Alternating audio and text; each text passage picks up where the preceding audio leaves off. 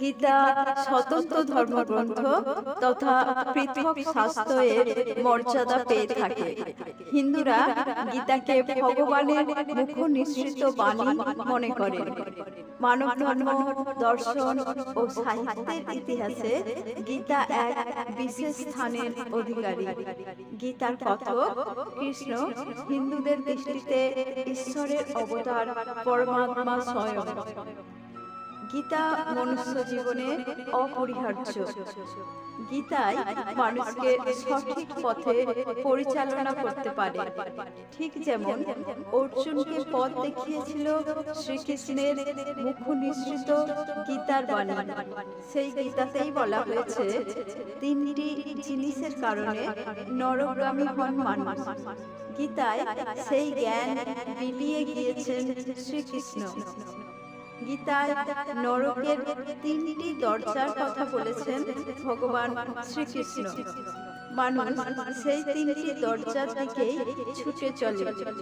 গীতা অনুসরণ করে চললে মানুষের জীবনে অনেক অগ্রগতি হবে। তারা কোনোভাবেই নরকের তিন দরজার দিকে যাবে না। গীতায় সেই শিক্ষা প্রদান করেছেন শ্রীকৃষ্ণ। শ্রীকৃষ্ণ বলেছেন, মানুষ তিনটি জিনিসের কারণে নিজেকে ধ্বংস করে ফেলে। তাই শ্রীমদ্ ভগবত গীতা পড়ুন, শিক্ষা লাভ করুন। কি করে জীবনযাপন করা যায় সঠিক উপায়ে। গীতা ধর্ম, কর্ম ও প্রেমের শিক্ষা দেয়। গীতার জ্ঞান মানব জীবনে অত্যন্ত গুরুত্বপূর্ণ ও দরকারি। তাহলে মানুষকে আর নরক যন্ত্রণা ভোগ করতে হয় না। জীবন দর্শনের যে কথা গীতায় বলা হয়েছে, তা যদি কোনো ব্যক্তি অনুসরণ করেন তবে তিনি সর্বোত্তম রূপে প্রতিপন্ন হবেন। শ্রীকৃষ্ণ বলেছেন, প্রতিটি মানুষের জন্য তিনটি জিনিস হলো আত্মধ্বংসাত্মক। তা হলো কামনা, ক্রোধ আর লোভ। এই তিনটেই হলো নরকের দরজা। একজন ভালো মানুষকেও ধ্বংস করে দেয় এই তিনটি জিনিস। তাই কামনা, ক্রোধ আর লোভ অবশ্যই পরিত্যাগ করা উচিত। মানুষের কখনোই অহংকার করা উচিত নয়। অহংকারে মানুষ এমন কিছু করে যা সঠিক নয়। একটা সময়ে অহংকারী তার পতনের কারণ হয়ে যায়।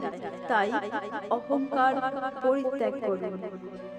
শ্রীকৃষ্ণ বলেছেন, যা ঘটেছে তাও ভালো, যা ঘটছে তাও ভালো, আর যা ঘটবে তাও ভালো। আপনি যেখান থেকে নিয়েছেন সেখানেই দিয়েছেন। আজ যা আপনার, গতকাল তা অন্যের ছিল, আর আগামীকাল তা অন্যের হবে। তাই লোভ করে লাভ নেই। মানুষের উচিত মনের উপর সম্পূর্ণ নিয়ন্ত্রণ রাখা। গীতায় বলা হয়েছে, আমরা যদি মনকে নিয়ন্ত্রণ না করি তবে আমাদের নিজের মন শত্রুর মতো কাজ করবে। শ্রীকৃষ্ণ বলেছেন, এই দেহ তোমার নয়, তুমিও দেহের অধিকারী নও। আপনি নিজেকে ঈশ্বরের কাছে উৎসর্গ করুন, তাহলেই মঙ্গল। চিরকালের জন্য আপনি ভয়, উদ্বেগ ও দুঃখ থেকে মুক্তি পাবেন। মঙ্গলময়ের কৃপা লাভ করবেন।